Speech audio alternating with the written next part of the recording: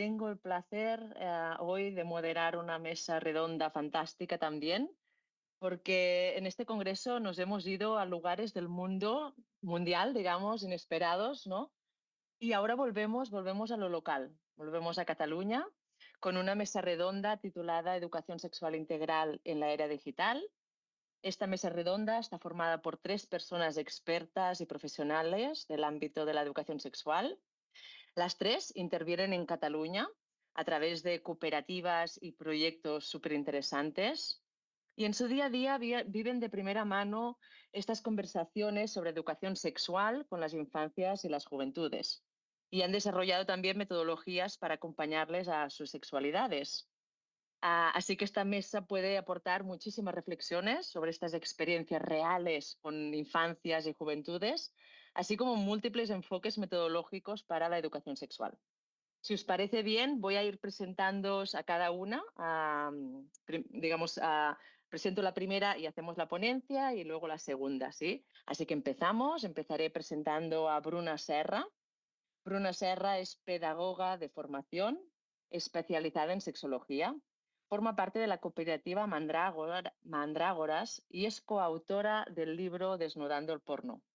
Mandrágoras es un proyecto cooperativo que nace el año 2016 con la voluntad de contribuir a la educación sexual y afectiva desde una perspectiva feminista. Ellas desarrollan esta labor a través de talleres participativos y vivenciales que facilitan una revisión crítica de la sexualidad. Entre sus objetivos está generar un nuevo paradigma de sexualidad basado en el autoconocimiento, la diversidad, la comunicación, los cuidados y el placer. Es decir, hacer de la sexualidad una experiencia liberadora y libre de violencias. Trabajan con personas jóvenes, adolescentes, niños y niñas, profesionales, educadoras, personal sanitario y mujeres. Así que os dejo con su ponencia, la ponencia de Bruna, titulada Conversaciones necesarias, porno, educación sexual y adolescencia en la era digital. Bruna, si quieres compartir tu PowerPoint. Sí, súper. Genial, muy bien. Pues muchas gracias a Estel por la presentación y también muchas gracias por invitarnos a participar hoy y por organizar también pues este congreso tan interesante con, bueno, eso que pone encima de la mesa pues temas tan y cuestiones tan interesantes y relevantes como educación, sexualidad, también, ¿no? Pues contextos digitales, etcétera. Entonces, nos ha presentado súper bien. Yo soy Bruna, soy de la cooperativa Mandrágoras, que hacemos esta labor de educación sexual, etcétera.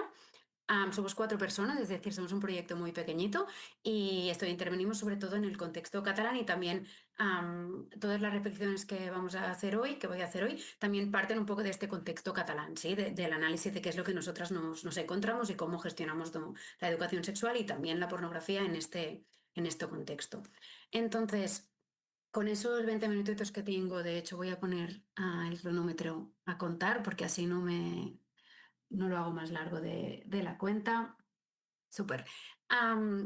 Voy a hablar de El porno al desnudo, que es el libro que publicamos en mayo o junio del año pasado, un libro en el que incluíamos pues, algunas reflexiones sobre sexualidad y cómo abordar la pornografía en la adolescencia.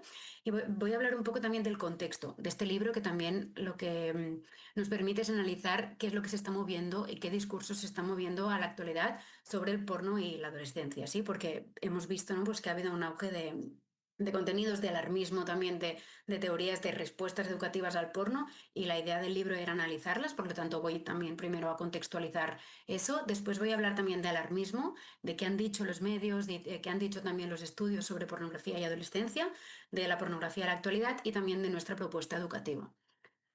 El libro, igual que bueno, todo el resto de materiales que nosotras creamos, parten de nuestra práctica educativa, porque también creemos firmemente, ¿no? Pues que desde este día a día, desde esta cotidianidad, podemos generar muchísima teoría y podemos generar también muchísimo conocimiento, ¿no? Entonces el libro también es una forma de poner en valor todo ese conocimiento que nosotras hemos generado a través de esta práctica de estar en el día a día con jóvenes en el aula. Entonces, ¿de dónde sale la idea de este libro, ¿no? ¿Qué es lo que pasó? 2023 se publicó una serie documental que se llamaba Generación Porno, que eran 3 capítulos que abordaban la cuestión de la pornografía a la adolescencia, ¿no? Nosotras en un primer momento celebramos, ¿no?, que se publicara pues, un documental que abordara esas cuestiones y también que hubiera un diálogo entre familias y adolescentes, ¿no? Porque el documental se planteaba como un espacio de diálogo. Entonces, de entrada esto nos parecía interesante, pero cuando vimos el documental ahí nos entró un poco de decepción, ¿no? Con el enfoque que habían tenido con la cuestión, porque era un documental que generaba a quien lo veía, ¿no?, un estado de alarmismo y de miedo brutal, y porque de fondo detectábamos también una mirada adulta hacia la adolescencia y hacia la sexualidad también, y porque veíamos también un trasfondo muy moralista, ¿no? En diversos momentos del documental se decía que como si el sexo antes fuera mucho mejor, ¿no? Y las generaciones actuales, bueno, estuvieran como tuviendo un sexo horrible, fatal, como si todo fuera un poco casi hacia el colapso, ¿no? Había Además, las imágenes del documental eran oscuras, parecía, ¿no?, como... Bueno, era todo un relato de la sexualidad a la adolescencia que para nuestro punto de vista, nuestra perspectiva, era un poco también sesgado, ¿no? Y generó toda esta alarma social.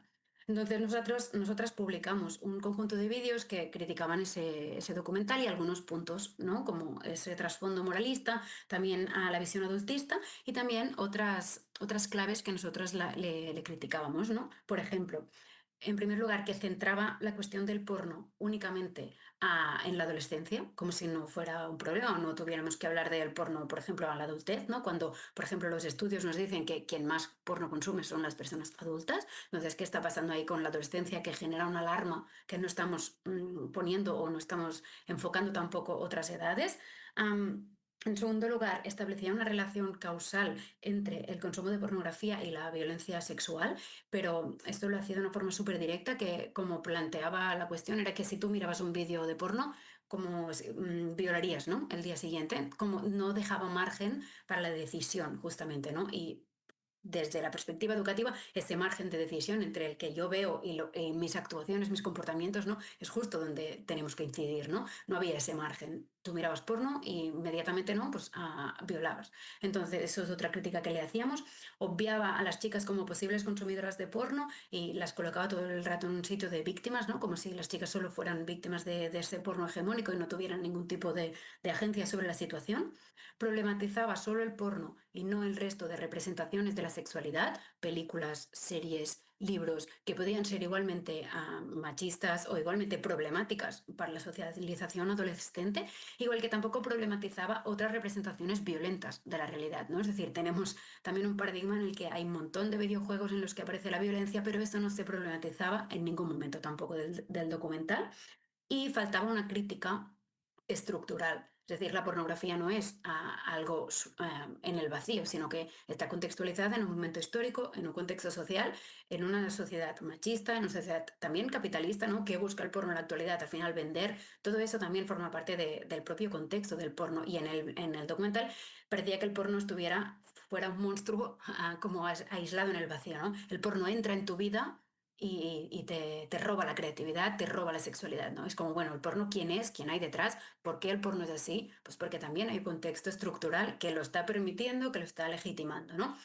Y probablemente esta falta de crítica estructural también iba relacionada con que había pocas profesionales feministas que participaran en el documental, ¿no? Por lo tanto, también echábamos de menos una visión diferente en este documental. Y a raíz de todos esos vídeos fue cuando la editorial Polen nos propuso escribir nuestro libro, que también sería nuestra propuesta educativa, también nuestra mirada, que pues, difería de esta mirada más alarmista que habíamos detectado y que planteaba otras propuestas, ¿sí? Exacto. Y aquí tenemos la portada del libro que le titulamos El porno al desnudo, una propuesta crítica para acompañar a la adolescencia. También quisimos en nuestro libro, como hacer una pausa y también analizar todas las miradas que se estaban poniendo en juego con la pornografía, ¿sí? Porque desde este alarmismo descontextualizado damos por válida cualquier respuesta educativa y hay muchísimas miradas sobre el porno, tanto a nivel feminista como a nivel educativo. Entonces, parece, ¿no? Hay un consenso social que dice que tenemos que hacer algo con el porno porque es una alarma, ¿no? Pero hay respuestas muy diferentes y con las que podemos no estar de acuerdo, ¿no? Porque hay miradas muy diferentes. Entonces, también en el libro una cosa que hacemos es analizar todas esas miradas diferentes que hay sobre la pornografía y también qué riesgos o potencialidades vemos en cada una en todas ellas. Súper. ¿Por qué tanto alarmismo, no? También en la línea esta del contexto del libro, al final porque hay una incomprensión de los cambios tecnológicos por parte de una generación adulta, ¿no? En segundo lugar, porque el porno junta adolescencia y sexualidad la adolescencia siempre ha ido vinculada con el riesgo, ¿no? Y esa mirada adulta también con la adolescencia y por otro lado por la herencia también moral y moralista sobre la sexualidad que ha habido, ¿no? Que ha sido un terreno al final de disputa también sobre derechos, etcétera, ¿no? Entonces, ¿por qué este alarmismo? Por el tema, ¿no? Por la cuestión, por la sexualidad, por la adolescencia y cómo se ha transmitido y ha ido avanzando ese alarmismo, pues a través de los medios de comunicación, ¿sí? Que han ido haciendo y difundiendo noticias muy descontextualizadas muchas veces, cogiendo datos y descontextualizándolos, y también en un nuevo paradigma de la prensa en el que se centran en el clickbait, ¿no? Es decir, vamos a poner titulares súper fuertes para que la gente entre en las noticias, ¿no? Entonces, con el porno ya es un tema que genera alarma porque trata sexualidad y trata adolescencia. Además, a los titulares en ese paradigma del clickbait favorecieron mucho más esa visión de la sexualidad, ¿no? Entonces, en el libro analizamos esos titulares. Hoy os he puesto algunos aquí. Parejas jóvenes con una vida sexual rota por el porno. La pornografía mainstream se coló en su imaginario siendo menores de edad y destrozó su creatividad. También es como esa idea del monstruo que viene y te roba, ¿no? La adolescencia o la vida. A consulta he visto niñas de 10 años que consumían porno compulsivamente. Esta también nos parece fuerte porque al final, ¿a quién le está poniendo la responsabilidad, no? Es decir, ¿por qué hay una persona de 10 años consumiendo porno compulsivamente? Porque hay una persona adulta que de algún modo le ha dado un móvil o un dispositivo tecnológico, ¿no? ¿De quién es la responsabilidad en este punto? De las personas adultas también, ¿no? Entonces, muchos de los titulares, y eso se repetía en el documental, responsabilizaban a la adolescencia y a la niñez de una cosa que al final era una responsabilidad adulta, ¿no? También, entonces, qué diferente sería ese titular. Las familias tienen dificultades para gestionar las pantallas ¿no? Con los niños, con los niños, niñas. Vamos a, ¿no? Plantear nuevas alternativas o formas diferentes de que pudieran acompañarlo diferente, ¿no? Y no esos titulares que al final generan mucha alarma. La influencia del porno en la sexualidad de los jóvenes, el problema, ¿no? Como si no pasaran otras cosas, como si no hubiera machismo, como si no hubiera racismo o otros mil, ¿no? Problemas y cuestiones importantes a abordar sobre la pornografía o, por ejemplo, aumentan los adolescentes con adicción al sexo a edades más tempranas, follaba con 3 al día, ¿no? Eso también genera una percepción de decir qué está pasando con la adolescencia, ¿no? Y eso, todos esos titulares contrastaban directamente con lo que nosotras nos encontramos en nuestro día a día en el aula, ¿no? Obviamente habrá personas que sí que tengan un consumo problemático de pornografía, hay adicciones, hay conductas de riesgo, pero también hay muchos jóvenes que no están en esta, ¿no? Que están en otro momento o en otra situación. Entonces, con el libro y también con los estudios que ahora os pongo a continuación, contrastamos también un poco toda esa alarma que se generó, ¿no? Entonces, sí, eso, por ejemplo, era un ejemplo, ¿no? De un titular que podríamos poner diferente. El porno, una asignatura pendiente en las aulas. El 80% de los centros educativos reconocen tener carencias a la hora de abordar esta temática con el alumnado, ¿no? Qué diferente a quién ponemos la responsabilidad de la gestión de esto. Sí, en ese sentido. Entonces, brevemente los estudios, nosotras en el libro los analizamos tendidamente, pero ahora os daré algunos datos concretos. Nos centramos en 3 estudios, que son los más recientes que hay. No sé si ha salido alguno en el último tiempo, si ha salido genial, pero no lo tengo aquí. Nosotras nos centramos en estos tres, que, bueno, es uno del Reino Sofía, otro de Luis Ballester y Carmen Norte y el famoso informe de Save the Children, que es de donde se saca muchas veces el dato este, que no sé si os sonará, de que todos los adolescentes empiezan a ver pornografía a los 8 años, ¿no? Eso se ha dicho mucho, pero eso es mentira, no dicen eso los datos. Entonces, ¿qué nos dicen, no? Que los adolescentes ven porno porque existe, porque no hay limitaciones de acceso y porque tienen los medios para hacerlo, móvil y internet en casa, que la exposición temprana a las pantallas ha reducido la edad de los primeros consumos de pornografía, ¿sí? Es decir, tener móvil antes o tener acceso a pantallas antes hace que sea más fácil acceder a ese tipo de contenidos. De que también dice que el 62,5% de jóvenes entre 16 y 29 años ven pornografía, aún así el 34,9% no accede nunca a ese tipo de contenido, ¿no? Es decir, hay un tercio de jóvenes que no reconocen acceder a ese contenido. Eso tampoco se dice mucho, pero hay gente, hay mucha gente, ¿no?, que no ve pornografía. Eso también es algo que pasa y el consumo es diferente, es mucho mayor en hombres que en mujeres, dicen los estudios. Por otro lado, no entraré mucho, pero hay un 23,9% de personas que acceden al porno a través de un contacto accidental. ¿Sí? ¿Qué quiere decir un contacto accidental? Una ventana emergente, ¿no?, o anuncios que les salen. Eso también coloca la responsabilidad en las plataformas, ¿no? Y en por qué no se está regulando que haya personitas pequeñas que puedan tener esos inputs para que puedan acceder, ¿sí?, a todos esos contenidos. Más allá de esto, la media del consumo, eso es difícil porque los estudios nos dicen cosas diferentes, pero sería más o menos del primer consumo a los 13 años. Antes de los 8 accedería a un 6,5%, entre los 9 y los 11 un 17%. Y el consumo, eso sí que coinciden todos, que aumenta con la edad, ¿sí? Que es decir, como más mayor son los jóvenes, más pornografía consumen. Y entre los motivos que les llevan a consumirlo sería pues masturbación, excitación, evasión y reducción del estrés, descubrir o curiosidad, etcétera, ¿sí? Es decir, aprender sobre sexualidad no sería la primera motivación, sino que estaría pues más a la cola. Entonces, lo que sí que nos dicen también es que, bueno, en relación a los contenidos más violentos, ¿no?, que el 55,8% de jóvenes afirman no consumir este tipo de contenidos violentos, ¿no? Eso, todos los estudios que hablan de sexualidad siempre pueden tener el sesgo de que una cosa es lo que reconocemos hacer y la otra cosa es lo que hacemos, ¿no? Y eso también es un problema a la hora de ver exactamente qué es lo que está pasando o no. Pero lo que nos dicen es eso, ¿no?, que hay también muchos jóvenes que no consumen contenidos violentos, aunque sí que hay algunos, ¿no?, que sí que los consumen con cierta o con mucha frecuencia, ¿no? Es decir, eso existe, pero tampoco el consumo mayoritario de pornografía, dicen los estudios, no es un consumo de pornografía violenta, ¿sí? Am, Aquí rápido, pero nuestros datos, nosotras también hacemos talleres y cuando los hacemos recogemos, ¿no?, pues información de los jóvenes y lo que nos dicen es que bueno, en este caso fue del año pasado y tenemos 2.743 personas que participaron en nuestros talleres y la primera fuente de información sobre sexualidad fueron las amigas, ¿sí? Los amigos, las amigas. La segunda fue la escuela o el instituto, cosa que nos parece muy positiva, es decir, que la primera vez que te hablen de esto no sea en la escuela o en el instituto.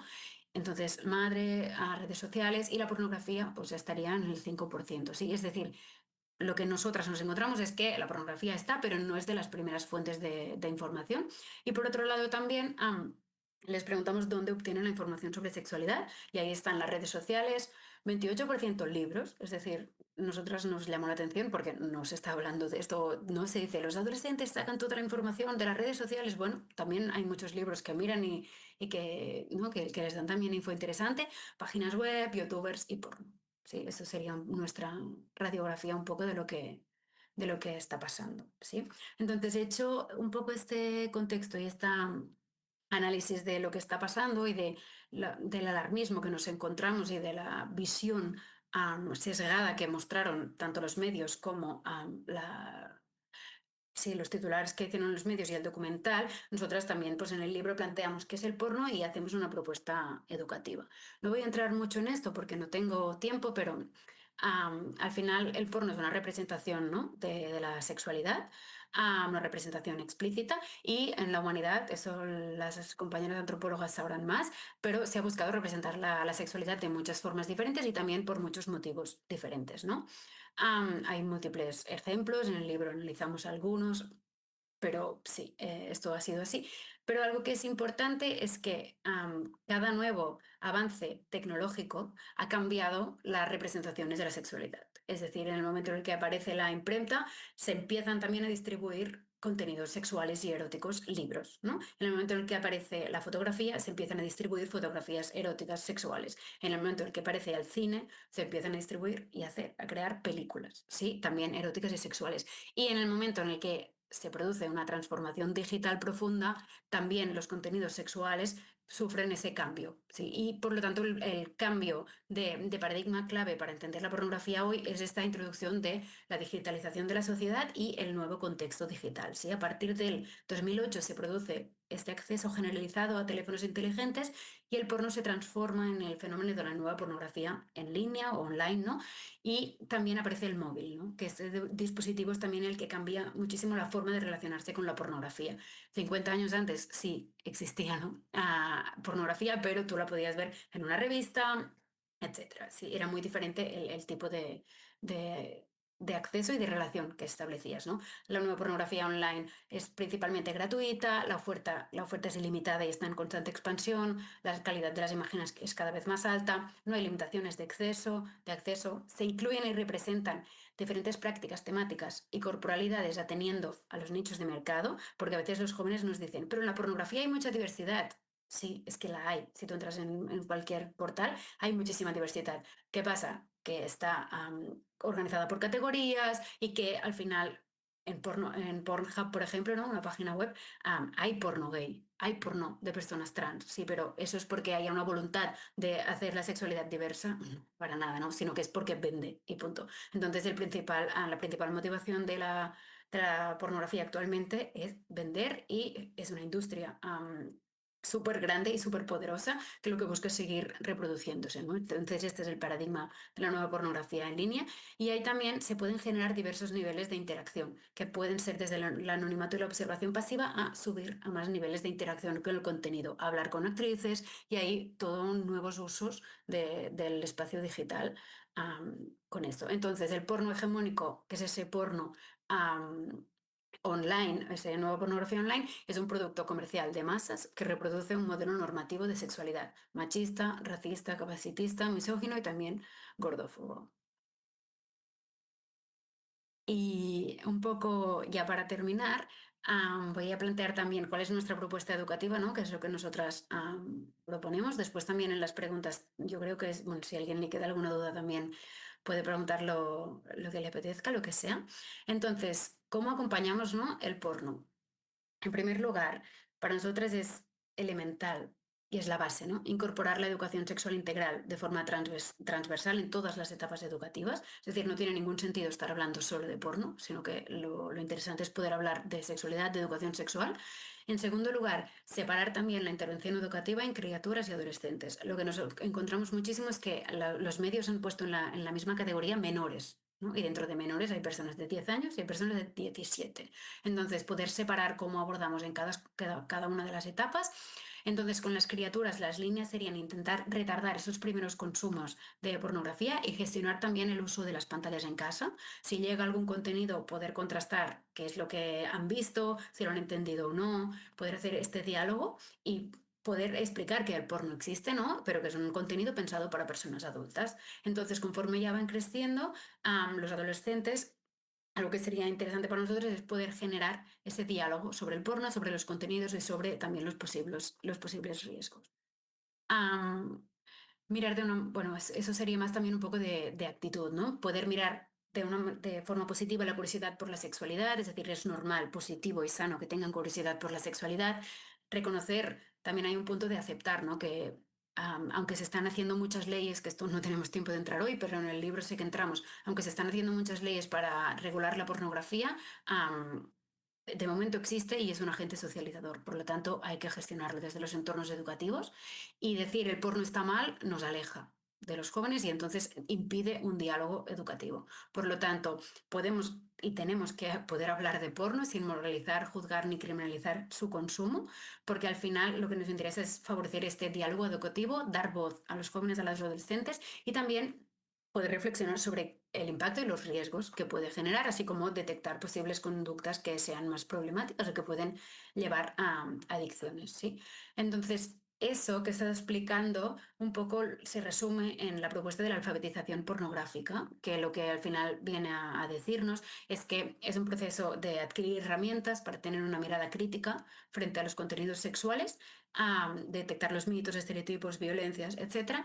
Y eso tiene que ir acompañado también de una educación audiovisual. Es decir, que en un momento en el que el audiovisual tiene más peso que nunca, que las jóvenes pueden también detectar cómo se construyen los mensajes audiovisuales y qué códigos de representación utiliza el audiovisual, ¿sí? Eso sería algo como súper clave para nosotras, qué planos se utilizan, poder también enfocar qué es lo que pasa fuera de la escena, porque todos esos elementos también ayudan a reconocer que el porno es ficción, saliendo del típico discurso que las adolescentes ya tienen súper claro, que cuando les preguntamos qué opináis sobre el porno, nos dicen todas, el porno es ficción, eso ya lo saben, ¿no? Pero cuando vas un poco más allá, es para nosotras el diálogo que nos parece interesante, ¿no? Preguntarles, ¿hay cosas del porno que os parecen interesantes? Porque muchas veces nos dicen que sí, poder escuchar esto y después poderlo contrastar. Pero si entramos con el juicio de base, nos encontramos un muro. Y lo que hemos visto es que hemos podido detectar consumos de riesgo a través del diálogo, no a través del muro, ¿sí? Y que cuando tú hablas con ellos, con ellas, con ellos,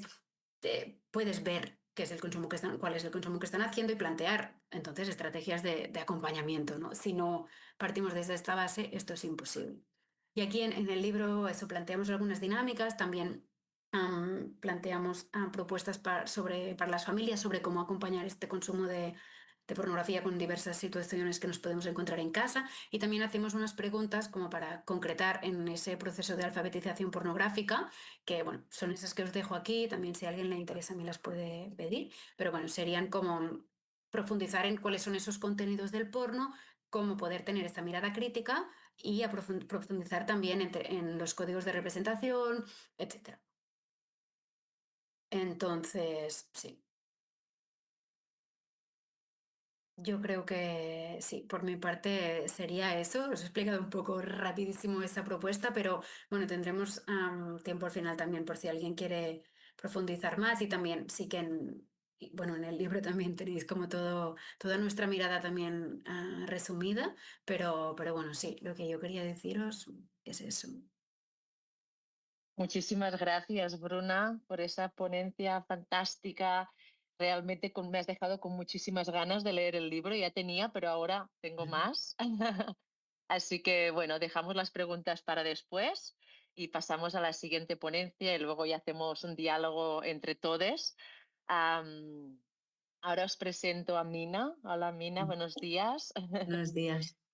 Mina es sexóloga, es terapeuta de pareja y educadora social, con experiencia en el ámbito jurídico y en la formación de profesionales en educación sexual. También en la prevención y sensibilización sobre las violencias machistas y las agresiones sexuales. Mina trabaja en Mediare. Mediare es una consultoría dirigida a jóvenes y adolescentes, así como familias y profesionales, que colabora con las administraciones públicas realizando proyectos, cursos, formaciones, mediaciones, elaborando materiales y protocolos. Así que os dejo con Mina y su ponencia titulada La educación sexual en secundaria, una herramienta preventiva de la violencia machista.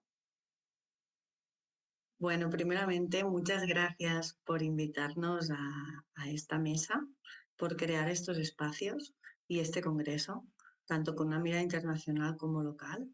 Voy a compartir la presentación. ¿Lo veis bien? ¿Se ve bien la Perfecto, presentación? sí. Cuando hablamos, pongo el cronómetro, cuando hablamos con Estel de participar, primeramente hablamos de qué talleres hacemos en los institutos, hablando también de pornografía y era digital, pero la mirada con la que nosotras trabajamos va muy de la mano de nuestras compañeras de Mandrágoras y de todo lo que ha contado Bruna. Entonces estuvimos dándole unas vueltas y pensamos por qué era tan importante hablar de la educación sexual como una herramienta preventiva de las violencias machistas, porque como hace años ha pasado que era y sigue siendo difícil entrar en las aulas para hablar de consumos y de prevención de reducción de riesgos sin demonizar las drogas o los consumos, nos encontramos que pasa algo muy parecido con la sexualidad a la hora de entrar en las aulas y en los institutos. Primeramente, decir que nosotras concibimos la sexualidad como con una mirada integral que empieza ya en el útero materno y no en la primera relación sexual, que atraviesa todo el cuerpo y todas las etapas de nuestra vida, que incluye mucho más que solo la genitalidad y que condiciona nuestra salud, tanto sexual como emocional, como nuestro bienestar. La sexualidad es un espacio de derechos y es un ámbito básico de la vida. Y desde ahí tiene su derecho propio de existir, de educar y de acompañar. Lo que aborda la sexualidad y la educación sexual, todo lo que pueda abordar o lo que nosotras hemos ido como analizando es que tener espacios con las jóvenes, los jóvenes y los adolescentes de hablar de sexualidad nos permite hablar de consentimiento y de límites, de gestión emocional, de habilidades de comunicación, de diversidad, visibiliza el colectivo. También podemos hablar de placer, de salud sexual y reproductiva, de seguridad digital. Es una prevención directa de violencias. Se habla de pornografía sin demonizarla y confronta la cultura de la violación versus la cultura del placer y el consentimiento. Habla del derecho al propio cuerpo y también nos confronta el amor romántico versus este amor más sano, más libre, más empoderado. Y también nos abre la puerta a hablar de la autoestima. ¿Por qué creemos que la educación sexual previene la violencia machista? La educación sexual nos enseña qué es el consentimiento y qué no lo es.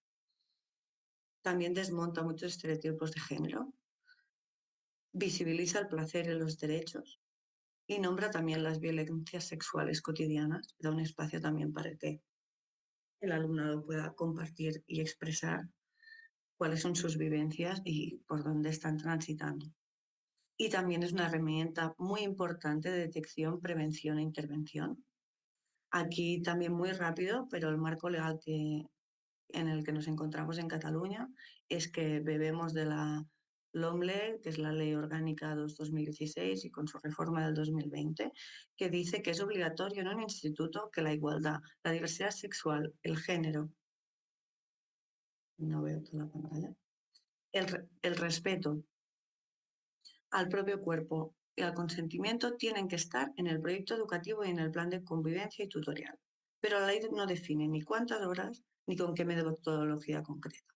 Y en Cataluña tenemos la LEC, Ley 12/2019, y la LEC no detalla ni las horas ni las sesiones de educación sexual que se tienen que hacer y deja margen al centro para decidir cómo organizar esa educación afectivo-sexual. La realidad es que la educación sexual sigue dependiendo mucho de la sensibilidad del centro, de la formación del profesorado. ¿Por qué el patriarcado le va muy bien que haya silencio, vergüenza y mitos alrededor del cuerpo y la sexualidad? Vale, pues decíamos, ¿qué tiene que ver todo esto con el patriarcado? ¿Por qué al patriarcado le va tan bien que haya silencio, vergüenza y mitos alrededor del cuerpo y la sexualidad? Controlar la sexualidad es controlar a las mujeres y al colectivo. La cultura patriarcal se ha sostenido históricamente decidiendo quién puede tener sexo, con quién y para qué. Invisibiliza el placer femenino. La desinformación mantiene el coitocentrismo, pene en vagina. Y el androcentrismo. Si él terminó, ya está. Eso beneficia al grupo que ya está arriba en la jerarquía patriarcal. También mantiene los roles de género. El patriarcado prefiere que no se explique que la sexualidad puede ser diferente porque se desordena su sistema de género. Usa también el silencio como herramienta. Cuando no se habla de algo en la escuela, el mensaje es: esto es privado, es sucio o es peligroso. Y ese silencio no evita las prácticas, se hacen igual, pero sin perspectiva de derechos ni de género. Y esto conviene a una cultura patriarcal que quiere que el poder sexual sea desigual. También usa el pánico moral como excusa. Las típicas frases: vamos a proteger a la infancia, no hablemos de esto porque les incitamos. Y tenemos este adultocentrismo patriarcal que cree que la sexualidad de las personas jóvenes es un problema y no una realidad. Porque si reconocemos que los adolescentes sienten deseo, entonces tenemos que darles herramientas. Si no lo reconocemos, podemos decir, aún no toca hablar de estos temas. Y también nos confronta la escuela como un espacio de disputa. La escuela es uno de los pocos lugares donde la información puede llegar igual para todas las personas. Y a veces en casa esta información no llega o llega sesgada. Eso convierte la escuela o los institutos o los espacios educativos en lugares peligrosos para el patriarcado, porque iguala. No es que no se pueda dar educación sexual, es que hay intereses en que no se dé.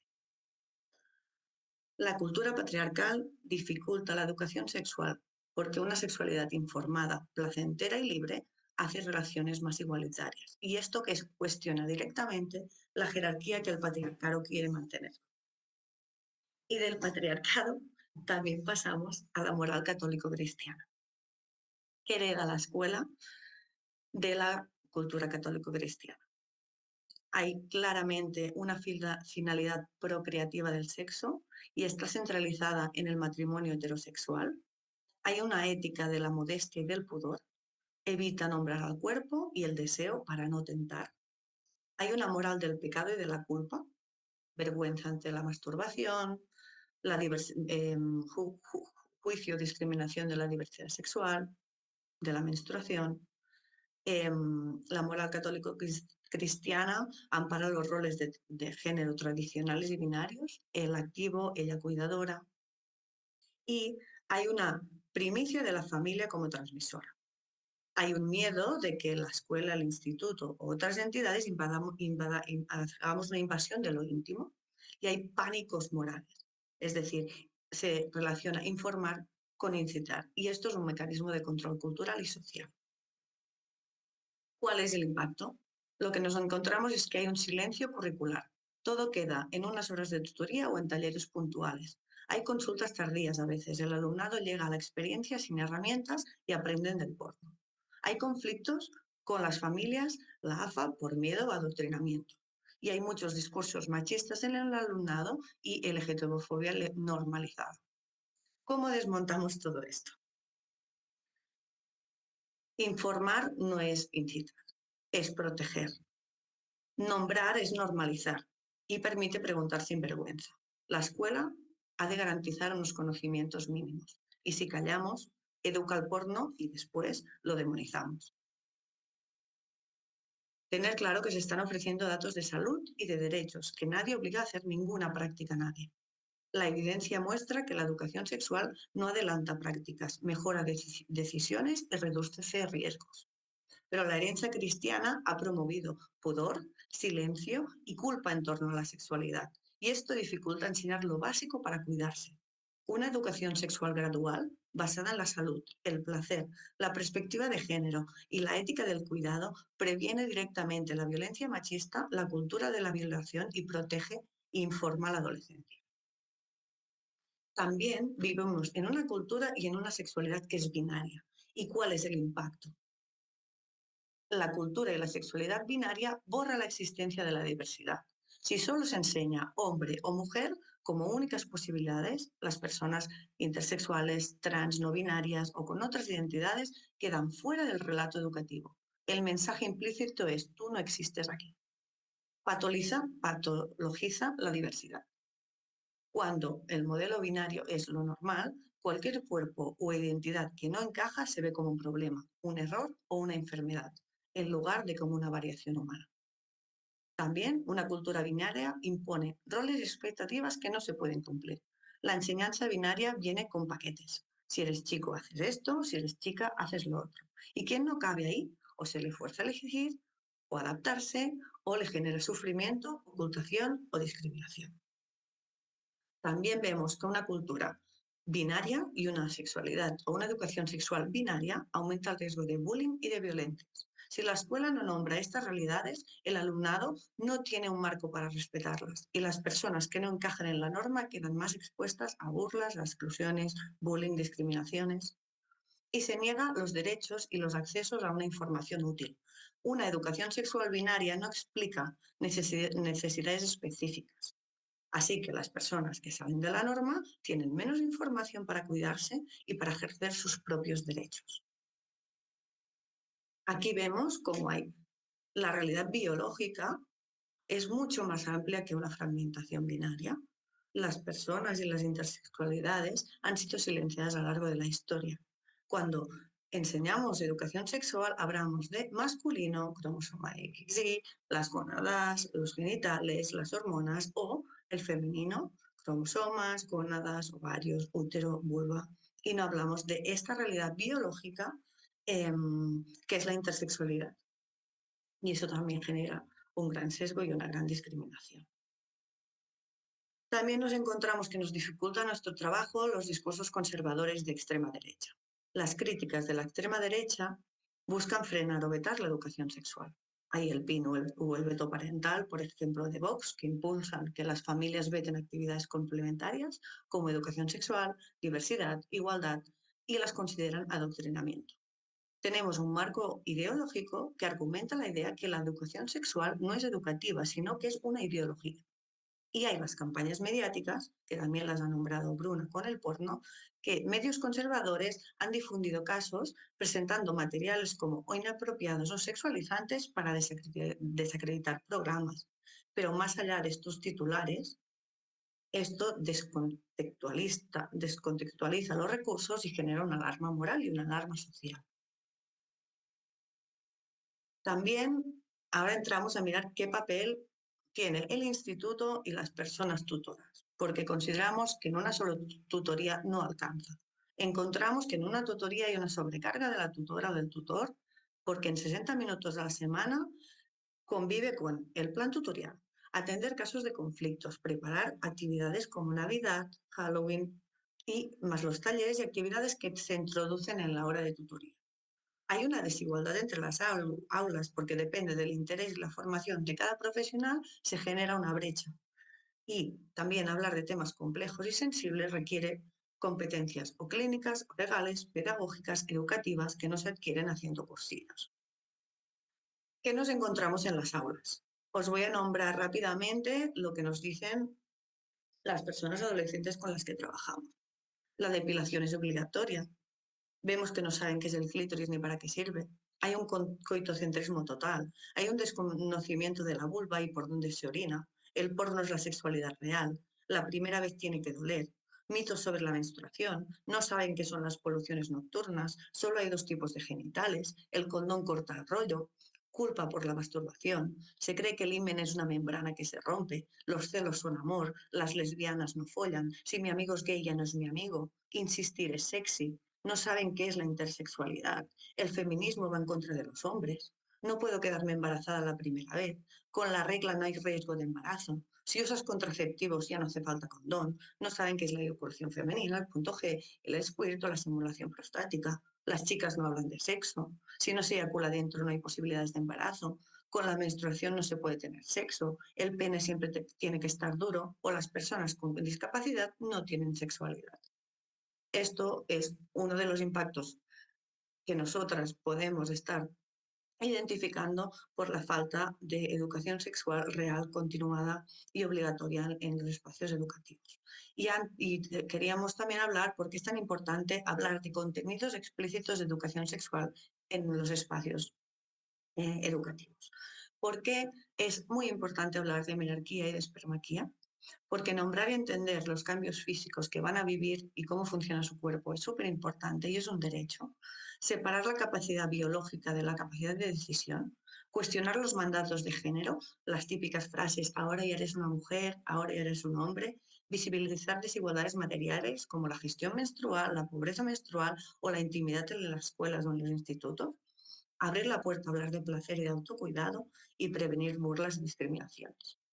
También consideramos que es muy importante hablar de los cambios físicos y emocionales que van a vivir y que están viviendo, porque visibilizan que la pubertad no es solo biología, es también una construcción social, porque permiten nombrar la vulnerabilidad emocional y la salud mental, porque sirven para desmontar jerarquías corporales, y abren la puerta a trabajar la presión estética y de mercado, y dan lenguaje para pedir ayuda o para poner límites.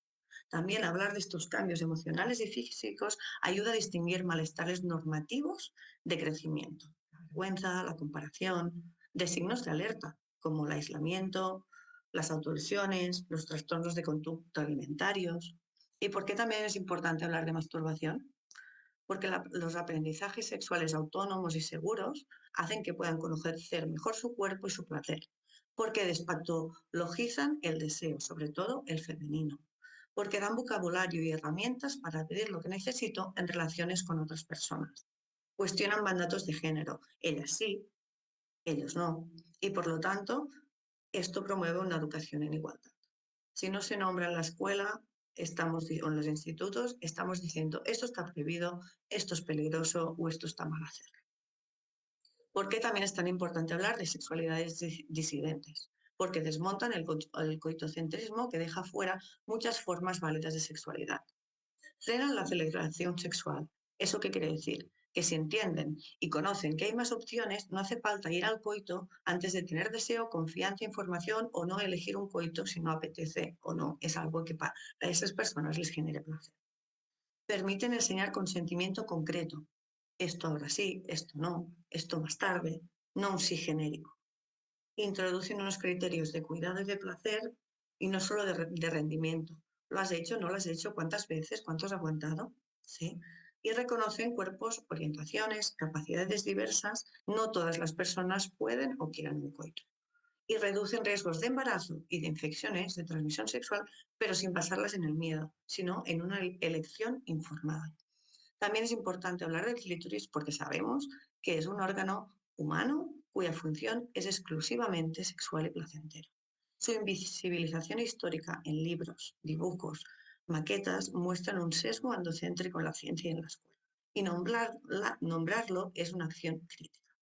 Explicar su tamaño real y su forma de raíz ayuda a entender por qué muchas personas con vulva no llegan al orgasmo solo con la penetración. Y es que la anatomía pide otro tipo de estimulación, no solo la genitalidad y no solo la penetración. Conocer el clítoris da herramientas pedagógicas de autocuidado y de consentimiento. Esto sí me da placer, esto no, esto me duele, esto me gusta, esto no. Incluirlo en la educación sexual nos aleja del coitocentrismo. Para terminar, voy a nombrar algunas propuestas de mejora, entendiendo que esto es un debate que está abierto. Ya hemos visto de dónde venimos, qué leyes actuales tenemos.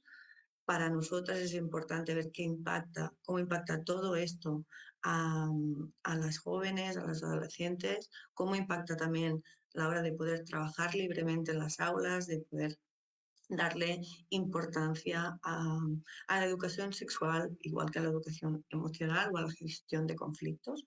Una de las propuestas de mejora que hacemos es integrar la educación sexual en el currículum obligatorio, garantizar el derecho del alumnado a tener información sobre su salud y su placer y evidenciar el impacto. Sabemos que los programas estructurados y continuados reducen la violencia machista, las discriminaciones y las agresiones sexuales. No sobrecargar a las tutorías ni a la figura del tutor o la tutora para educar sexualmente al alumnado y que haya una equidad territorial. Si hay un currículum común con mínimos de contenido garantizados en todos los centros, independientemente de la ideología de los recursos, estamos dando unas bases educativas y pedagógicas básicas para la salud de los hábitos de vida y las personas jóvenes tienen ese derecho.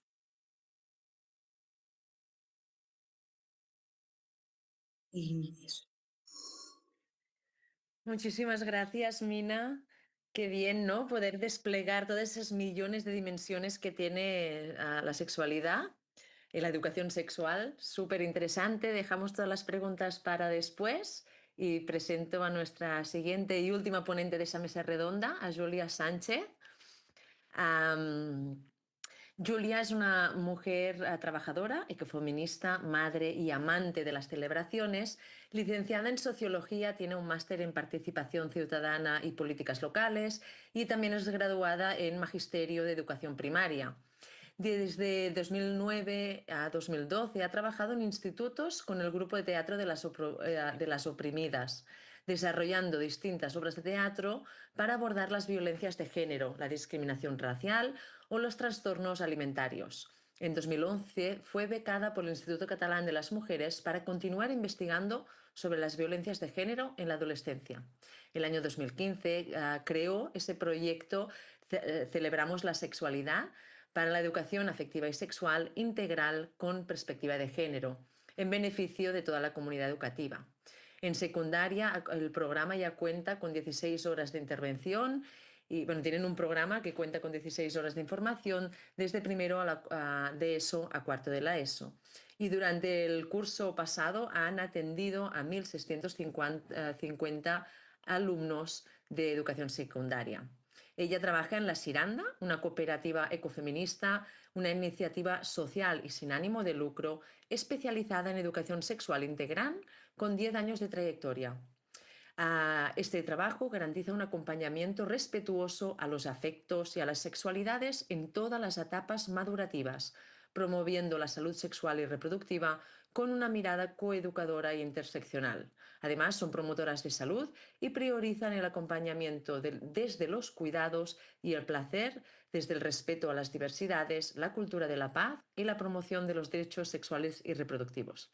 Así que os dejo con Julia Sánchez y su ponencia titulada Eróticas, relatos, materiales y talleres para recuperar el deseo adolescente, más allá de la pornografía y el amor romántico. Gracias, Julia. Hola, buenos días a todas. Muchas gracias. Súper las ponencias previas, o sea, creo que hay mucha sincronía, ¿no? Me gusta mucho escucharos y estos días estaba también con el libro de las de mandrágoras ahí mirando, o sea que, bueno, mucha admiración y mucho cariño también de estar juntas. Y gracias por la invitación, Estel, y en la Autónoma y así poder llegar, ¿no? Con este congreso así internacional. Voy a compartir también la presentación. Súper. Vale, pues nosotros hemos preparado una presentación muy práctica, muy concreta. Entiendo que, ¿no? Con todo el marco legal de qué es la educación sexual, de todo el impacto, ¿no? que generó cuando se publicó este documental, ¿no? de generación porno, de todo el trabajo de introducción, ¿no? y de marco que ya han hecho las compañeras.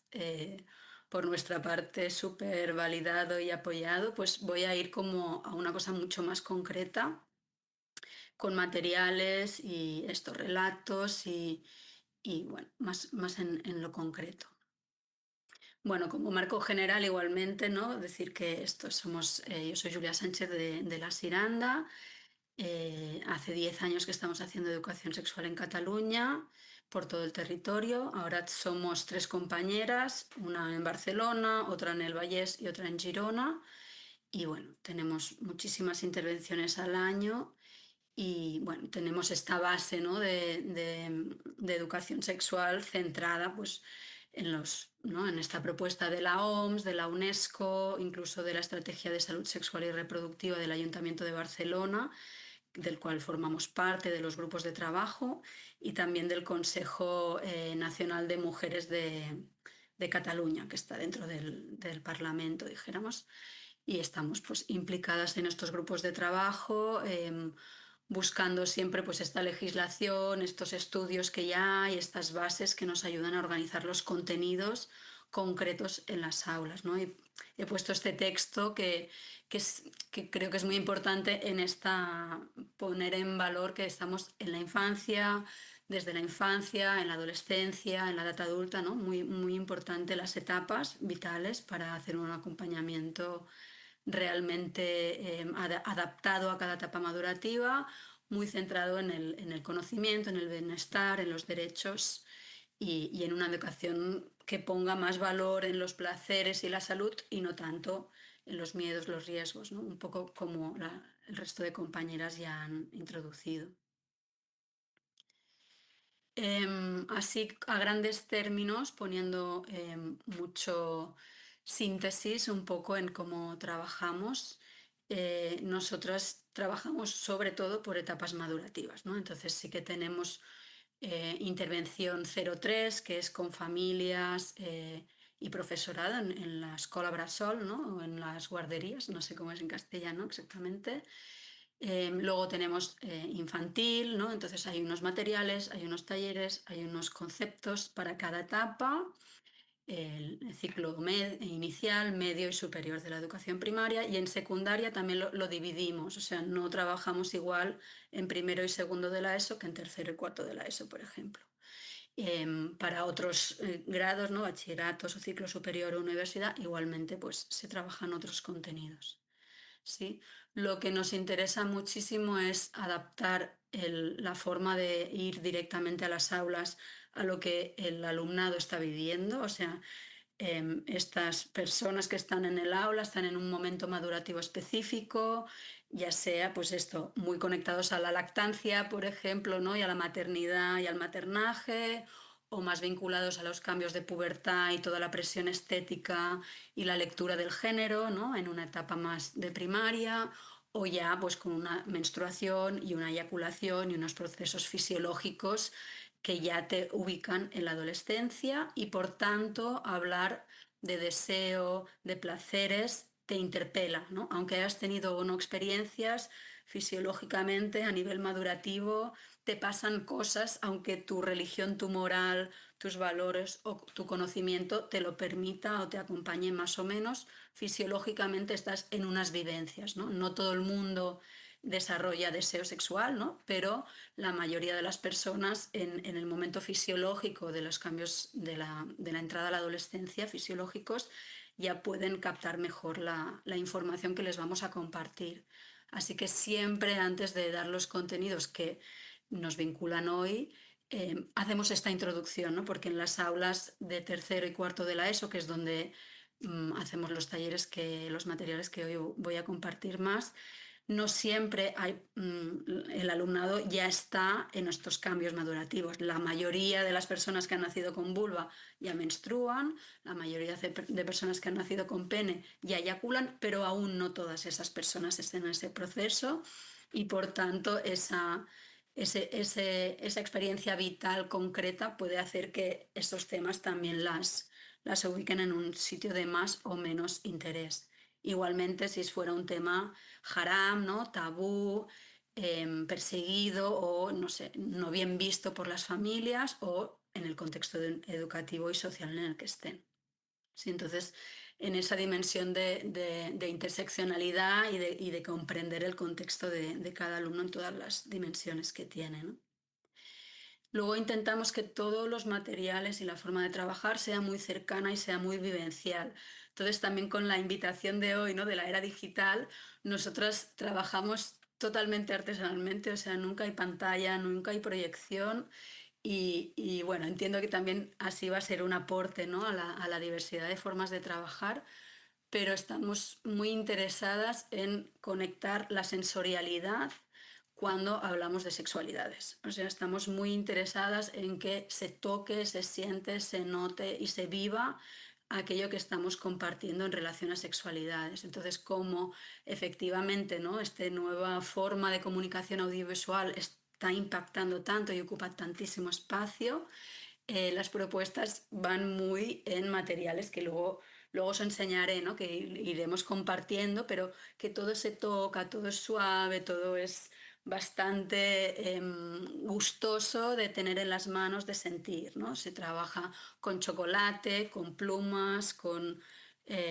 respiración, con tacto, y entonces estamos muy en una forma concreta y práctica de reconectar con la sensorialidad, ¿no? No solo con el discurso, sino con la experiencia concreta dentro de las intervenciones. ¿Sí? Luego, otro principio importante es que tiene mucho que ver con lo que también se ha compartido, ¿no? Para estar en esta posición muy crítica, ¿no? Con los preceptos, ¿no? Y el empuje que da este sistema patriarcal, ¿no? Estamos hablando de sexualidades, de personas, ¿no? De 14, 16 años que intenten desbancar el coitocentrismo, ¿no? Estamos poniendo mucho foco a intentar hablar de una sexualidad adolescente más realista, más real, menos adultista, y que incluya todas las prácticas del cotidiano, ¿no? De esa primera mirada, de ese like en una red social, de ese contacto fortuito a la salida de clase con, ¿no? con el compañero, compañera, compañeri que te gusta. Bueno, de una cosa mucho más aterrizada que normalmente, pues como veremos en las reproducciones audiovisuales, en series, en películas, en videoclips o en pornografía, pues normalmente no aparece, ¿no? Así que sí que se está trabajando mucho en dar valor a todas las otras prácticas sexuales y todas las otras primeras veces, ¿sí? También muy en esta línea, ¿no? de cuestionar la heteronormatividad, el binarismo de género, toda esta fantasía, ¿no? Y esta imagen tan establecida del sexo heterosexual y de todas las prácticas que comporta, del amor romántico, bueno, de todo este mundo ¿no? que trae esta violencia, dijéramos, conceptual, ¿no? De algún modo, que nos va como educando en lo esperable y lo deseable, ¿no? Entonces también muy poniendo valor en esa diversidad como norma, ¿no? No, la norma no es ser heteronormativo y correcto centrado, sino la norma es la diversidad entre nosotros, nosotras y también a lo largo de la propia vida de cada una, ¿no? Que puedes empezar con prácticas que identifiques con según qué identidad y luego pues, se puede transformar muchísimo, ¿no? También a lo largo de la vida. ¿Sí?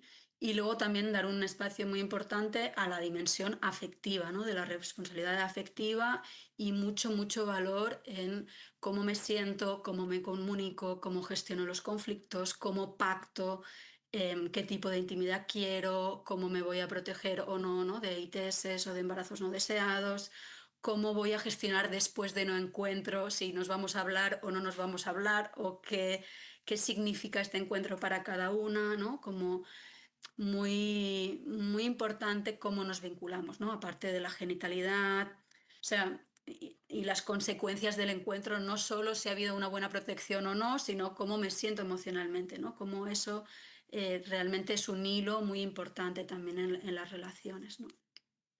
Bueno, así como marco muy sintético general de la propuesta de trabajo, ¿sí? Entonces, voy a empezar con ejemplos. Espero que sea interesante después de este marco, ¿no? Mucho más general. Nosotros trabajamos con los relatos, entonces creo que es muy chulo, los voy a leer, ¿vale? Que es muy chulo como mm, preguntar a las personas que acompañas, ¿no? ¿Qué tienen en su cabeza, ¿no? Cuando dices sexo, sexualidad, placer, ¿qué es eso que para ellas, ¿no? es importante, ¿no? Entonces aquí veréis un par de relatos, dijéramos, que nos pueden enternecer o que puedes decir, ay, mira, qué interesante, qué diverso, y luego otros dos que no son tan bonitos, ¿vale? Porque es la realidad que hay. Tengo algunos más que son más fuertes, pero estamos en una redacción y aún no están transcritos, entonces hemos pasado estos, ¿sí? Tenemos desde mi primer beso, ¿no? Aquí es alumnado tercero y cuarto de la ESO que nos explica, ¿no? Escribe. Todo empezó cuando mi mejor amigo y yo empezamos a quedar todos los días. Poco a poco nos íbamos cogiendo más y más confianza, hasta que de repente un día empezó a contarme que le gustaba una chica. Como yo en ese momento era su mejor amiga, decidí ayudarle hasta que me di cuenta de que esa chica era yo. La que decía que era increíble, guapísima, que gracias a mí consiguió la mayoría de cosas que hoy en día le hacen ser el mismo. Dijimos de volver a vernos en persona para hablar de todo eso y cuando yo hablaba me miraba los labios y sonreía. No quise admitirlo, pero él me gustaba mucho. Así que nos acercamos y nos besamos. ¿Sí? Entonces, bueno, es un ejemplo espero que os despierte algún punto de recuerdo, ¿no? De la propia adolescencia y de ese momento de inicio, de ganas, de dudas, ¿no? Que es muy real y que se pierde en muchísimos relatos, ¿no? Generalizados, que puede ser totalmente de acuerdo desde lo que sale en una pornografía, pero sobre todo creo lo que ven en un videoclip o en una serie, que es normalmente para nosotros también el contenido más habitual para ellos, ¿no? Entonces me gusta mucho de aquí que quedan muchos días, que hay confianza, que se cuenta, ¿no? También esa parte más de fantasía o romántica, ¿no? Que también podemos cuestionar, ¿no? De que gracias a mí consigue todo lo que quiere en la vida o todo lo que es, ¿no? Esta fantasía. Pero bueno, sí que admite y me gusta, bueno, pues desde la amistad se va al encuentro, que es un beso. Y el beso ya es muy importante, ¿no? Entonces, bueno, dar espacio a esa realidad. ¿Sí? Tenemos otro relato que nos cuenta también un alumna de tercero o cuarto de la ESO. Dice, un día de verano, Joseph conoció a Francesca en la piscina municipal de su pueblo.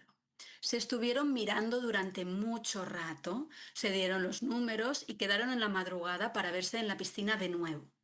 Se colaron y se bañaron. Mientras estaban dentro del agua, se empezaron a besar y terminaron masturbándose el uno al otro.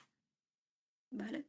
Este relato también me gusta porque bueno, tenemos una diversidad con los nombres, ¿no? Que también nos puede abrir, ¿no? A que la realidad en los centros educativos y de la población se gustan un poco a primera vista, se dan los números, imprescindible para un contacto adolescente, ¿no? Mayoritariamente hoy en día, y quedan de madrugada a hacer algo que no se puede hacer, ¿no? Se saltan la verja de la piscina, que yo vivo al lado de una piscina pública y en verano los adolescentes saltan a la piscina. O sea, y van allí y se besan y se masturban mutuamente, ¿no? Que es una práctica que seguramente tampoco vemos en una pornografía, ni en un videoclip, ni en una serie, ¿no? Es una realidad adolescente que no tiene un marco de cobertura, un marco de crear realidad, pero es real y es muy importante, ¿no? Darle valor a todas estas prácticas como el beso o masturbarse mutuamente, que también es bastante interesante en la distribución de acceso al placer y de la autoridad sobre el propio placer y también en ese equilibrio, ¿no? Bueno, vamos a ver otro relato que ya empieza a tocar cosas que son más complicadas, ¿no? La siguió en Insta, ¿no? Dice, a Ana le gustaba un chico desde hace mucho tiempo. Un día le empezó a seguir en Instagram y Ana al verlo se emocionó demasiado y decidió hablarle. Después de eso empezaron a hablar, pero Ana se quedó muy decepcionada al ver que el chico le respondía muy cortante. Al cabo de unos días, el chico le dijo de quedar en su casa para pasar el rato. En ese momento, Ana se da cuenta de que él la quería solo para una noche, mientras que ella quería una relación seria. Bueno, creo que también es un relato que puede sonar en la adolescencia y en la edad adulta, en el contexto, ¿no? de sexualidad y ¿no? de mercado un poco, de buscar una cita muy específica sin conectar con las personas. Y también, bueno, está hablando de Instagram, ¿no? En este caso de una red social y de cómo un link, hay un like, ¿no? O una señal de otra persona puede hacer que tu fantasía romántica o de ganas de unión forever, ¿no? De una relación seria, se desate, ¿no? Cuando ha habido un like, ¿no? Ha habido un te sigo, ¿no? Pero de ese sigo mi fantasía romántica ya empieza realmente a proyectar toda una consecuencia, ¿no? de posibles interacciones, ¿no? Y por el otro lado vemos una persona que da un te sigo, habla un poquito y lo que quiero es un encuentro puntual contigo, ¿no? Entonces, ¿cómo puede haber a través de las redes ese contacto, pero qué tan importante es el relato de socialización de género, del amor romántico, de lo que es el placer y el deseo, de qué es la sexualidad que está atravesando, ¿no? Las realidades de esta chica y este chico, ¿no? Y que está muy estereotipado y en las aulas hay mucha diversidad, pero aún y así la mirada romántica sigue siendo abanderada por personas identificadas como chicas y la realidad de que el sexo va aparte de la emoción en general, aunque no siempre, y va como cambiando la balanza, sigue siendo una descripción más habitual en la socialización masculina, ¿no? Entonces, bueno, también como ejemplo. Y vamos a ver uno último que dice, en familia, ¿vale? Dice, Lucía tiene una pareja que se llama Juan. Un día Lucía estaba en casa sola y le dijo a Juan que subiera. Juan entra por la puerta y mientras se abrazan se empiezan a liar. Entonces Juan se quita la camiseta y tuvieron relaciones sexuales durante 5 horas. Pam, ¿no? Entonces los padres entraron por la puerta y dijeron: hija, felicidades, lo conseguiste, ¿nos podemos unir? ¿Vale? Aquí es un relato ya, ¿no? Fuera de ese, no sé si se puede percibir, ¿no? Que hay relatos que nos pueden conectar a una realidad bastante concreta, que has vivido, que recuerdas, que ves en tu sobrina adolescente, que puedes notar que está pasando en una realidad, y de repente aquí estamos en un relato que empieza más o menos realista, pero ya se abrazan, se quitan la camiseta y tienen sexo por 5 horas seguidas, ¿no? Muy importante. Aquí seguramente podemos ver de dónde viene esta fantasía, ¿no? Y seguramente ya no es un relato tan romántico, sino seguramente más viene del consumo de pornografía, ¿no? Donde parece que una sexualidad es muy duradera, una erección es muy duradera, ¿no? No sé si 5 horas, ¿no? Tampoco salen así los relatos, pero sí que tiene esta connotación, ¿no? Y después otra parte, ¿no? De felicidades hija, que es bastante interesante que le den las felicidades a la hija por tener una vida sexual de 5 horas adolescente, que eso también podría ser novedoso, ¿no? Pero este final de nos podemos unir, ¿no? Que también está muy normalizado en el contenido pornográfico vincular, ¿no? Una sexualidad con personas de la propia familia, con personas adultas y menores o pequeños. Entonces, bueno, como eso en la mente, ¿no? De estas personas que escribieron este relato en tercero o cuarto de la ESO se vive como divertido, ¿no? Se reinterpreta lo que se ve en la pornografía, y cuando el adolescente hace su propio relato, su propia fantasía, su propia cómo me gustaría que fuera mi primera vez, ¿no? Que es un poco el contexto en el cual ellos escriben esto, dice: qué chulo que llegue tu familia y se quiera unir, ¿no? Y es divertido y es emocionante esto, ¿no? Entonces vemos cómo el contenido de adultos, de internet, de cualquier contenido audiovisual que habla de sexualidades, ¿no? De estas miradas tan coitocentradas y heteronormativas y violentas incluso, luego la mente adolescente ya no es si sabe o no que es ficción, si se la cree o no, sino que es capaz de reinventarla, incluso de entenderla como divertida, como positiva, como deseable, ¿no? Y eso, bueno, implica todo esto que se están compartiendo las compañeras, de entablar un diálogo, ¿no? Y de dar una respuesta crítica, de tener curiosidad, de que ellos puedan expresarse, ¿no? Y de poder cuestionar y ver cómo algo que en una realidad concreta podría ser chocante o incluso un delito o incluso una falta grave de respeto, traducido en la mente de juego aún, ¿no? O ¿no? De esta curiosidad, de este vitalismo más adolescente, parece que se presenta como algo deseable y divertido, ¿no? Entonces, bueno, que estamos con un público específico y hay que saber cuál es su mundo, ¿no? Realmente, qué tienen en la mente. ¿Sí? Bueno, esto un poco hace referencia a los relatos, ¿vale? Hay muchísimos, la verdad, tenemos muchísimos relatos, pero a ver si los podemos estructurar en una publicación, porque yo creo que puede ser muy, muy interesante, ¿no? De ver qué tienen en mente de todas las primeras veces posibles que hay. Ah, vale, me queda una, perdón, voy a hablar de la última. Ya está. Que bueno, para cuidar un poco el tal. Es la primera vez, ¿no? Para nosotros el relato es que la primera vez es todo, ¿no? El primer beso, la primera masturbación contigo misma, la primera masturbación con otro, frotarse con la ropa, o sea, todos son primeras veces, pero bueno, entendemos que culturalmente la primera vez se refiere a la primera penetración heteronormativa, ¿sí? Entonces esta persona escribe: la primera vez me gustaría que fuese con alguien especial y con el que tuviera confianza, ya que es importante y quiero estar cómoda y segura. Antes de tener una relación con penetración, me gustaría haber experimentado más cosas sexuales con esa persona, porque es un paso muy grande. Creo que primero tenemos que estar los dos seguros de si queremos hacerlo o no, y si uno no quiere, parar. Por eso me gustaría que la persona fuera especial y con confianza para poder decir que no, o cómo me gusta que me hagan las cosas. También que sea un sitio cómodo y no muy raro, para tener intimidad y poder estar tranquilos. ¿Vale?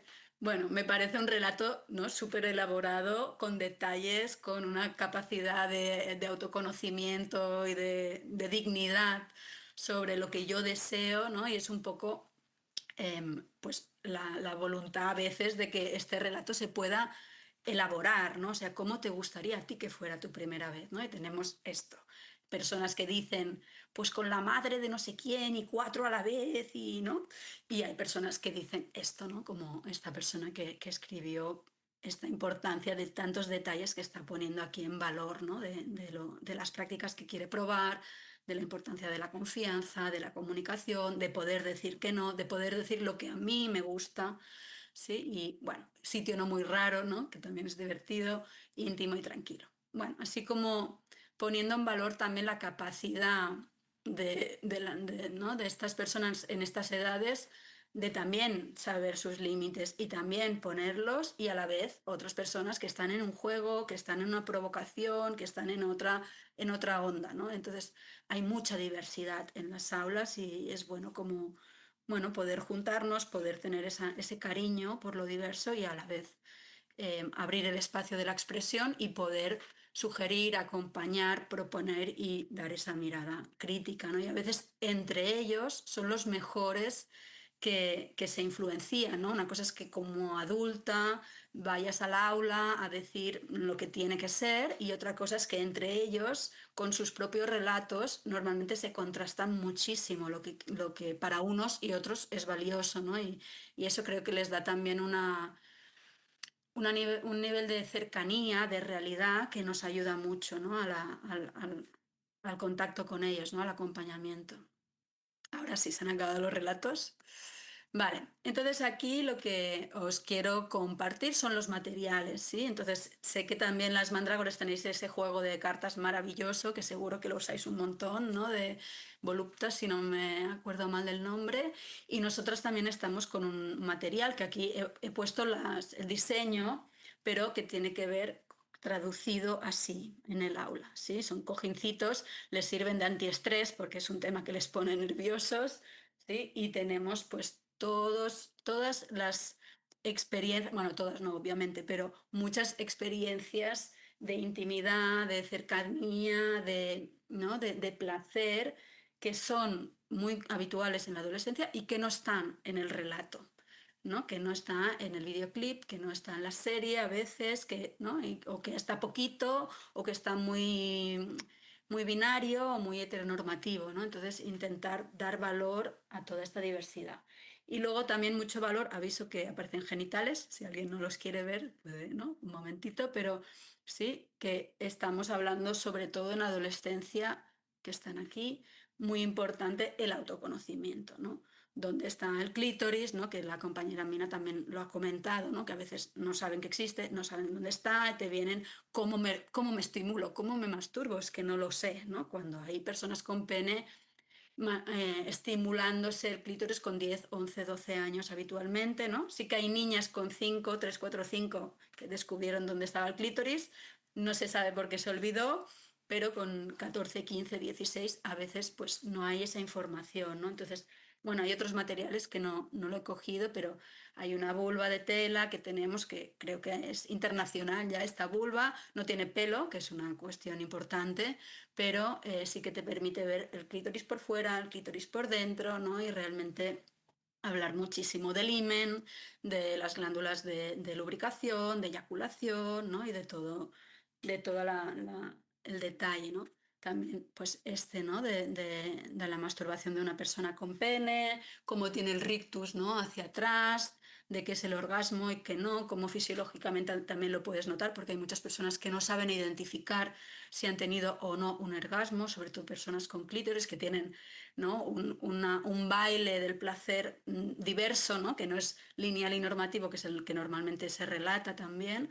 Entonces, bueno, también muy importante hablar de las diferentes formas del orgasmo y de, bueno, los abrazos, estar desnudo con alguien, ¿no? Sacarse por primera vez la ropa en frente de otra persona cuando yo quizá tengo una autopercepción corporal pues que no es tan positiva, que me sabe mal si tengo pelos, si tengo granos, si mi cuerpo es más grueso, más delgado, más huesudo, si mi pene va hacia un lado, si mi pecho también, si mi pene es pequeño, ¿no? O sea, qué importante es también la percepción corporal y decidir o no desnudarse frente a otra persona, ¿no? Que también son experiencias muy concretas que no nos aparecen en los relatos, ¿no? Entonces, cuando hablamos de esto siempre vamos contrastando, ¿no? ¿Esto lo habéis visto en pornografía? ¿Habéis visto a alguien que tiene un momento de duda de sacarse o no la camiseta? ¿O alguien que tiene esa pudor de que si me van a tocar la pierna y tengo pelos o no tengo pelos, o si mi sobaco está oliendo, ¿no? O sea, toda esa realidad de los cuerpos, ¿no? Que se obvia, ¿no? En cuerpos súper estereotipados, en genitales enormes y en erecciones permanentes, ¿no? Y bueno, muy importante la aceptación corporal y el conocimiento. Aquí esta, que es mi favorita, que es la frotarse con la ropa puesta. Hay unas encuestas del placer sexual y las prácticas en la adolescencia en Cataluña que va testando cuáles son las prácticas reales en la adolescencia. Las personas con pene normalmente relatan que la práctica mayoritaria que más practican y más placer orgasmo le da es la automasturbación, es masturbarse a ellos mismos. Las personas con clítoris normalmente relatan que la práctica favorita es frotarse con la ropa puesta, ¿no? Y eso también es una cosa que quizás has visto o has vivido en un parque, ¿no? Has visto allí al fondo, en unos bancos, a alguien muy emocionado, ¿no? Convulsionando uno con el otro. Entonces, ahí está habiendo una frotación de clítoris. O sea, esta persona que está encima, normalmente si es una persona con clítoris arriba, está estimulando ese clítoris, está masturbando con el cuerpo del otro. Va con ropa interior, si algo no le gusta se levanta y se va, no hay riesgo de infecciones ni de gestionar o no el deseo o no de una penetración. Sí, o sea, es una práctica muy interesante que puede dar dolor de lumbares también porque acumula mucha tensión sexual, entonces también hay que saber gestionar luego, ¿no? Si te quieres ir a tu casa a masturbarte o si lo sigues con la otra persona o no, pero que creo que es una práctica muy poco visible y muy importante, ¿no? Luego aquí prácticas más comprometidas ya en la posibilidad de una infección, ¿no? Como sería el sexo oral. Aquí hemos puesto la cabeza de la persona muy cerca del cuerpo de la otra para que fácilmente el alumnato dice, es un cunilingus, ¿no? Está haciendo sexo oral a una persona con clítoris, ¿no? Entonces, bueno, también intentando desbancar, ¿no? Esta imagen tan establecida, sobre todo en la pornografía, del sexo oral a personas con pene, con estrangulación, bueno, con que me ahogo, con que me trago, con que si te lo comes, ¿no? Y toda esta, bueno, gran imaginario sobre el sexo oral con personas con pene y una de las grandes preguntas que es ¿a qué sabe el esperma, ¿no? Y si te lo puedes comer y si tiene propiedades, ¿no? Y yo siempre me gusta responder que, bueno, que es una buena opción probarlo antes uno mismo, ¿no? A ver si a ti te apetecería, ¿no? Entonces, la mayoría dicen, ay, no, por favor, ¿no? Entonces digo, qué interesante, ¿no?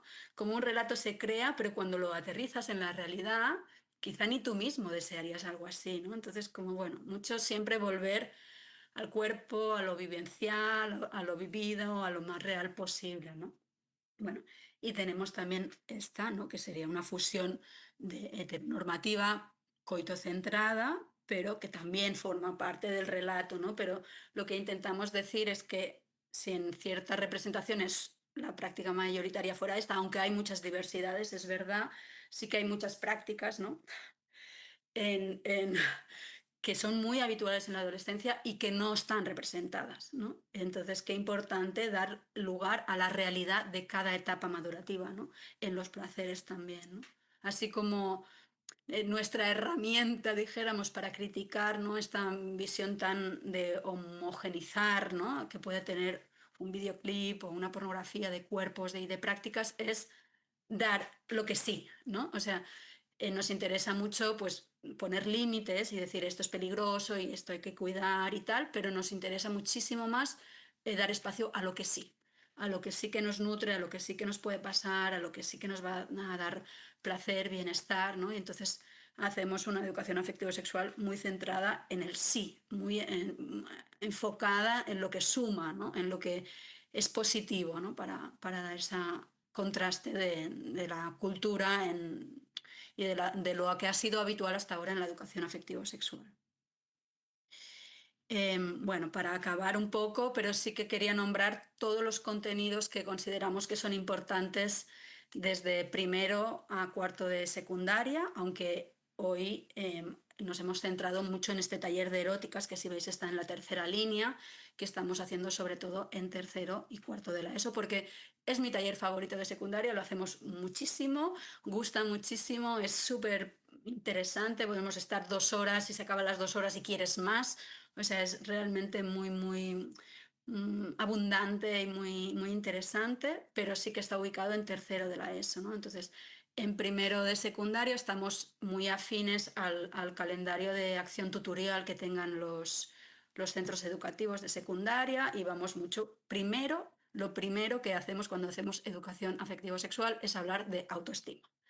O sea, lo digo porque creo que da fe un poco de la forma de trabajar, ¿no? O sea, la base es cómo te ves a ti misma, a ti mismo, a ti misma, qué seguridad o no, qué autoimagen tienes de ti, porque ahí va a ser más fácil poner o no límites, tener o no cierta sensación de dignidad, de merecimiento, ¿no? de una buena vida en todos los niveles y también afectivo-sexual, ¿sí? O qué cargas, ¿no? Qué insultos te ha dicho tu hermano que aún recuerdas o los compañeros, o, ¿no? ¿Qué peso tienes sobre tu propia identidad que puede hacer que vayas con grupos o que sigas contenidos o que te unas a ciertos espacios por esa falta de, ¿no? de bienestar interno profundo, ¿no? Y eso puede ser marcar mucho la diferencia en el acompañamiento en la adolescencia, ¿no? Estamos hablando mucho de los cambios de la pubertad, de la fisiología, de la primera eyaculación, de la primera menstruación, de lo cíclico que es, de la autogestión del sangrado menstrual y también de la gestión de la eyaculación para que no quede en la cara, en los ojos, en el cuerpo de otra persona y que tú puedas hacerte cargo de gestionar también tu propia eyaculación. ¿Sí? Perdona, Julia, De- un minutito más, vamos Vale, cerrando, que si no, gracias. Vale, gracias. presento esto es tal, bueno, que estamos hablando de presión estética, entonces aquí también tendríamos mucho de redes sociales, ¿no? Y de quiénes son los referentes, que también lo han nombrado las compañeras, súper importante. Hablamos de nuevo de anatomía genital con mucho detalle, más allá de la dimensión reproductiva de los genitales, también conforme a los cambios y sobre todo conforme al placer, ¿sí? Conocer la anatomía desde el placer.